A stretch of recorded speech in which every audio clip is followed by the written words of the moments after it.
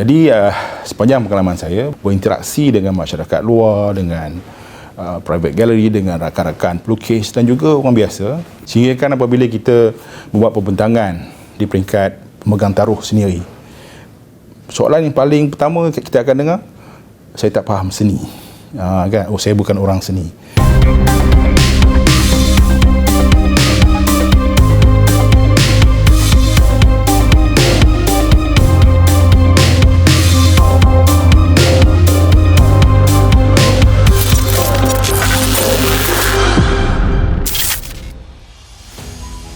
Seni dan manusia tak mungkin dapat dipisahkan. Masyarakat yang berseni dikatakan lebih bertamadun.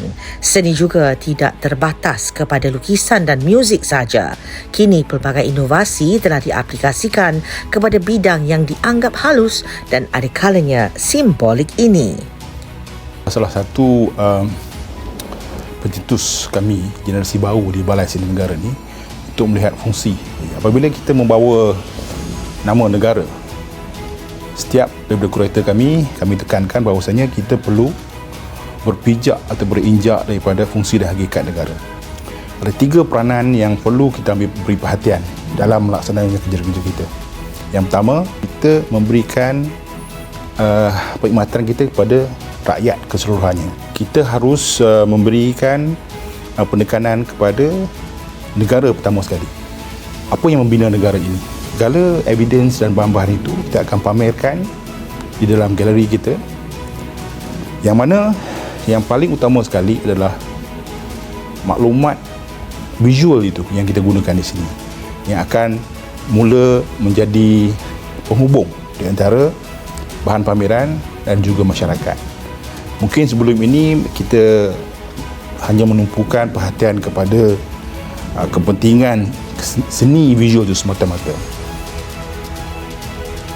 Kita meletakkan 5 fungsi utama kenapa pangsilan sebuah karya seni itu berlaku. Yang pertama dan yang kedua ni adalah memang dihasilkan oleh kumpulan pelukis ataupun orang kreatif pelukis, iaitu yang pertama fungsi sebagai dihasilkan karya seni itu sebagai sebuah ekspresi seni. Yang kedua adalah bentuk social narrative. Kemudian yang ketiga, keempat dan kelima ini kita sedar sebenarnya ini yang menghubungkan kita dengan masyarakat, iaitu sebuah objek atau karya seni dihasilkan disebabkan oleh fungsinya adalah kepada masyarakat dalam bentuk ritual. Dan yang kelima, ia bersifat persuasif. Pameran yang diangkat untuk ditempatkan di Balai Seni Negara mengenai seorang pelayar yang berasal dari tanah Melayu menarik. Ia mencoretkan cebisan sejarah yang amat membanggakan. Karya Enrique de Malacca dihasilkan oleh pelukis kontemporari terkenal Malaysia, iaitu Ahmad Fuad Osman. Okey. Dan karya ini merupakan sebuah karya instalasi yang berbentuk sebuah memorial, seperti sebuah penyusunannya seperti sebuah museum piece. Karya itu dihasilkan pada tahun 2016. Sedikit sejarah pembikinan penghasilan karya tersebut. Ahmad Fuad Osman memulakan researchnya sekitar tahun 2011, dan pada 2016 ketika pameran Biennale di Singapura dengan tema The Atlas of Mirror. Jadi Ahmad Fuad Osman menyertai Biennale tersebut dengan mempamerkan karya tersebut. Pada 2019 beliau membawa karya tersebut ke Biennale di Sharjah pula. Kebetulan Balai Seni Negara mengadakan sebuah pameran survey show pada lewat 2019. Pameran tersebut mempamerkan sejumlah karya besar sepanjang pelibatan Ahmad Fuad Osman dalam arena seni tanah air pada ketika itu, dan pameran tersebut menghimpunkan karya-karya yang pernah dihasilkan oleh beliau sejak tahun awal 90-an sehingga terkini. 2019. Karya Enrique de Malacca tersebut terlibat sama dalam pameran tersebut. Pulang daripada Sarjah terus dipamerkan di Balai Seni Negara lah. Pada tahun 2021, Balai Seni Negara mencadangkan karya tersebut sebagai salah sebuah untuk perolehan untuk koleksi negara. Telah berjaya lah diperoleh oleh Balai untuk koleksi negara. Apakah yang signifikan tentang cerita yang bersejarah itu? Bagaimanakah ia diketengahkan sebagai sebuah pameran berseni?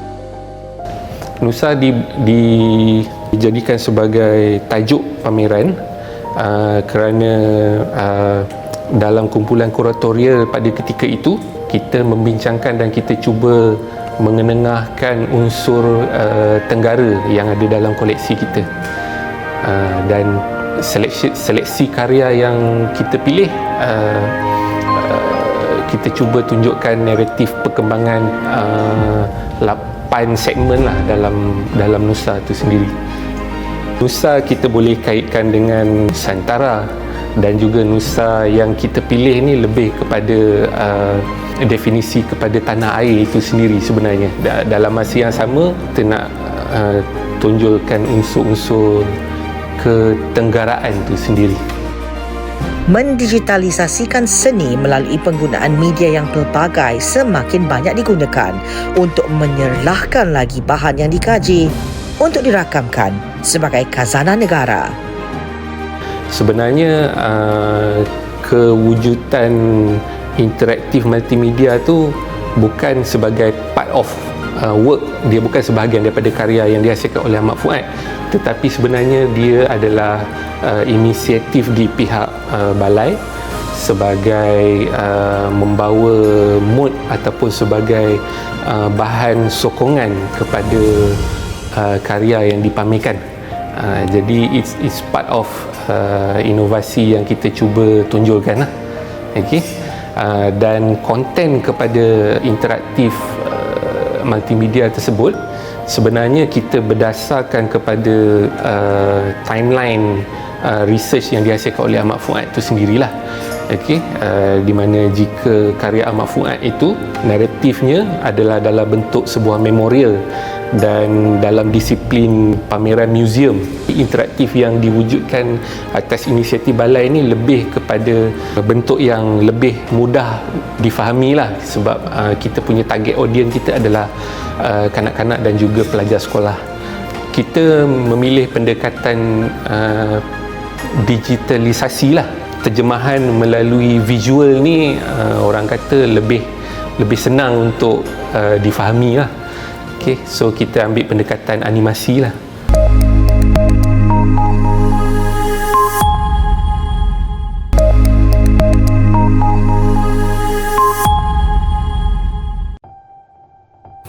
Kita ada koleksi lukisan lama yang dihasilkan oleh bukan pelukis. Beliau menghasilkan karya ini di atas belakang kotak beca untuk menghiasi beca di Terengganu, di Depayang pada tahun 80-an. Sekarang dah tak ada dah. Tapi kita sempat mengumpul, dan lukisan itu adalah lukisan tentang keadaan sosial masyarakat pada waktu itu. Tujuannya bukan untuk dipamerkan di galeri, bukan untuk jualan, tapi untuk keindahan masyarakat je. Begitu juga dengan karya-karya pelukis sendiri. Kita akan buat satu program pada masa depan. Kita akan repositioning collection kita. Kita akan pastikan ia berada dalam satu timeline sejarah sosial dan sejarah seni di Malaysia. Ekspresi visual, kan? Dia nak memahami negara. Seni lukisan terhasil kerana pengkaryanya mahu memvisualisasikan satu ekspresi luahan hatinya untuk dipertontonkan kepada umum. Apakah mesej yang dibawa bersama? Antara fungsi kita adalah untuk preservation of knowledge. So literally, secara harfiahnya, kalau kita nak preserve dia, selain daripada kita memastikan ia boleh dipamerkan dengan keadaan yang terbaik, Balai Seni Negara telah berusia 66 tahun ini. Koleksi seni visual yang ada dalam simpanan kita, bukan saja kita memperolehinya pada tahun 1958 semasa penubuhannya, tetapi ia berusia lebih tua daripada itu. Mungkin dihasilkan tahun 40-an, 30-an, 20-an, malah kita ada koleksi yang dihasilkan pada abad ke-19, jangka umur yang sangat panjang. Ia dihasilkan dari pelbagai material, berbagai bahan. Ada daripada kertas, ada daripada tekstil, ada daripada canvas, catnya ada daripada akrilik, daripada cat minyak, cat air, ink dan pelbagai jenis lagi. Dan kebanyakan bahan ini amat sensitif pada persekitaran dan ada juga karya-karya yang fragile. Kita pun telah mengadakan satu unit kecil dulu untuk membuat preservation, penjagaan. Sebab kita sedar bahawasanya diri kebanyakan orang di sini, bangunan kita dan koleksi kita pada abad ke-20. So tindakan abad ke-21 sangat penting. Teknologi dan kepakaran yang baru tu perlu kita ada. Koleksi kita yang telah pun bernilai, bukan financial tu, kepentingan signifikan bernilai sangatlah tinggi, nilai financial juga sangatlah tinggi. Jadi Balai Arsip Negara telah membuat satu renovasi ruang di bawah sana, dan juga telah melatih beberapa kaki tangan khusus dalam bidang konservasi seni visual. Kita ada storan khusus untuk koleksi painting ataupun catatan. Kemudian storan khusus untuk koleksi bahan asas kertas dan tekstil. Kita ada cat. Seni yang dipamerkan baik berbentuk lukisan pada kertas atau kanvas dengan cat air atau minyak, selain manuskrip dan arca serta instalasi, perlu dipelihara atau melalui rawatan dan restorasi dari masa ke masa. Balai Seni Negara merupakan satu institusi yang menjaga khazanah seni negara, di mana kita mempunyai lebih kurang dalam 5,000 jumlah karya seni kita, di mana kita panggil karya seni ataupun khazanah seni itu sebagai koleksi negara. Dan tugas saya sebagai penolong kurator di cawangan konservasi Makmal Konservasi Catan, di mana saya melakukan rawatan konservasi, pemeliharaan dan juga pemuliharaan terhadap khazanah negara, koleksi negara itu tadi. Antara karya terawal di Balai Seni Negara adalah karya tahun 1875. So maksudnya itu adalah tanggungjawab bahagian ini, tanggungjawab cawangan konservasi sebenarnya untuk memelihara. Karya baru kita tahu dia memang sangat minima kerosakan dia, tapi kalau karya lama ni kita tahu tahun buatan dia antara tahun, ada yang 1870-an, ada yang 1960-an, ada yang di mana mempunyai tahap deteriorasi yang berbeza. Jadi tugas kami di sini adalah untuk memastikan karya-karya tersebut berada dalam keadaan baik dan selamat. Metod yang kita biasa gunakan di sini ialah rawatan konservasi preventif dan juga rawatan konservasi kuratif. Rawatan konservasi preventif tu kita biasa buat secara rutin lah. Maksudnya kita menekankan kepada aktiviti pencegahan. Kita buat pemantauan pada karya-karya seni ini, adakah keadaan karya-karya itu baik ataupun perlu dimasukkan ke dalam makmal konservasi untuk dilakukan rawatan selanjutnya lah. Pencegahan tu kita kena lihat daripada berbagai aspek, daripada keselamatan karya, suasana persekitaran kita, suhu, bagaimana kita punya kelembapan bandingan, faktor makhluk-makhluk perosak, risiko daripada vandalism. Kita perlu pastikan karya-karya tu berada dalam keadaan baik. Rawatan konservasi kuratif ni biasanya dia memerlukan tempoh masa yang panjang dan juga melibatkan kos yang tinggi. Karya Chia Sompeng sudah hampir 2 tahun. Pertama sekali bila kita dapat karya tu, kita akan buat laporan keadaan karya dan kita akan buat pemeriksaan teknikal. Kita akan gunakan reflective light, kita akan guna racking light, kita akan lakukan analisa bahan. Pada canvas tu kita akan buat thread count. So kalau macam kita artis tu masih hidup lagi, so kita ada alternatif lain, kita mungkin boleh jumpa artis tu, kita boleh interview. Sebuah mesin pancaran X yang moden atau canggih digunakan untuk menentukan usia dan bahan yang telah digunakan oleh pengkarya asalnya. Sekiranya perlu direstorasi, kerja-kerja menyiapkannya mungkin dapat dipermudahkan. Inovasi peralatan baharu sebegini pasti dialu-alukan. Kalau dulu sesuatu rawatan konservasi tu, kita akan rujuk pada fail-fail yang terdahulu. Kita guna UV light. Nak tahu previous treatment yang pernah berlaku pada karya tu, trace dekat mana peletakan tanda tangan artis tu, tahun buatan. Penting sebenarnya kita nak kena ada bahan bukti. Kita boleh melihat visualisasi unsur-unsur kimia yang terdapat pada karya tu. Lapisan warna tu berlaku retak, warna tu akan hilang. Buat perbandingan lah pigmen yang kita gunakan sekarang di makmal dan juga bahan yang digunakan oleh artis sebelum ni. Balai Seni Negara ada menawarkan perkhidmatan merawat hasil karya seni yang dimiliki pihak luar. Kerja-kerja sebegini dijalankan di Hospital Seni. Ia terletak di bahagian bawah bangunan Balai Seni Negara Kuala Lumpur. Ada wad untuk kerja-kerja restorasi dan karya luar milik persendirian perlu dikuarantin terlebih dahulu selama lebih kurang seminggu. Sebab kita ada tempoh untuk kita kuarantinkan karya tu, bila terutamanya karya yang kita terima daripada luar, so kita akan kuarantinkan dia dalam masa seminggu sebelum kita mulakan buat rawatan konservasi. Lepas kita dah buat proses rawatan konservasi, kita ambil masa 3 bulan, so kita akan ada seminggu lagi untuk tempoh pemerhatian sebelum kita lepaskan karya itu untuk dipamerkan ataupun kolektor luar tu tuntut semula karya berkenaan lah. Di kuarantin sebab situasi karya tu di luar daripada premis Balai Seni Negara. Kita nak pastikan karya tu diserasi dengan kita punya suhu dan persekitaran kita. Memanglah di dalam Balai Seni Negara ini khusus untuk koleksi seni negara ataupun karya-karya yang telah mencapai satu kanun level negara.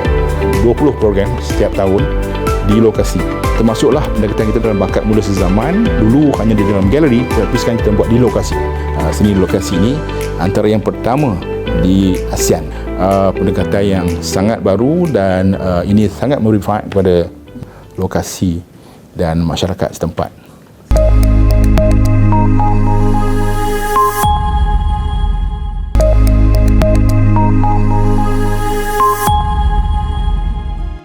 Pelbagai jenis pameran disediakan di Balai Seni Negara Kuala Lumpur. Bangunan ini mempunyai paparan elektronik yang interaktif di bahagian lobinya. Apa sahaja informasi yang ingin diperolehi tentang koleksi Balai Seni ada dipaparkan.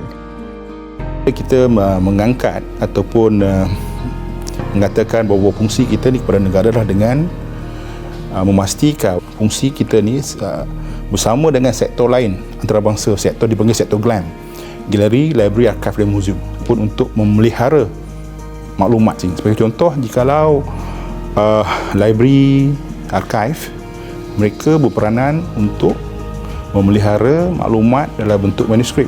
Begitu juga dengan museum dalam bentuk artifacts. Atau Balai Seni Negara ini, kita melihat fungsi kita memelihara maklumat dalam bentuk lukisan. Vision ni adalah bidang kita.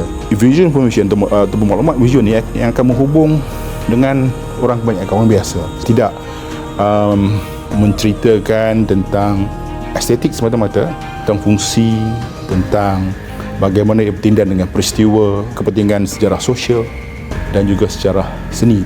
Hakikat legal, hakikat moral dan hakikat environment, sekat persekitaran. Buat pengkhususan dalam storan. Kita ada lukisan batik, kertas ini, fotografi, lukisan, print dan sebagainya. Mesti storan yang khusus untuk objek seni dan arca. Ketiga bahan ini sebenarnya tidak boleh dicampurkan sekali. Jika mereka ada masalah dengan ruang, ini ruang untuk simpanan, kami menyediakan ruang simpanan yang khusus untuk para pengumpul seni ini.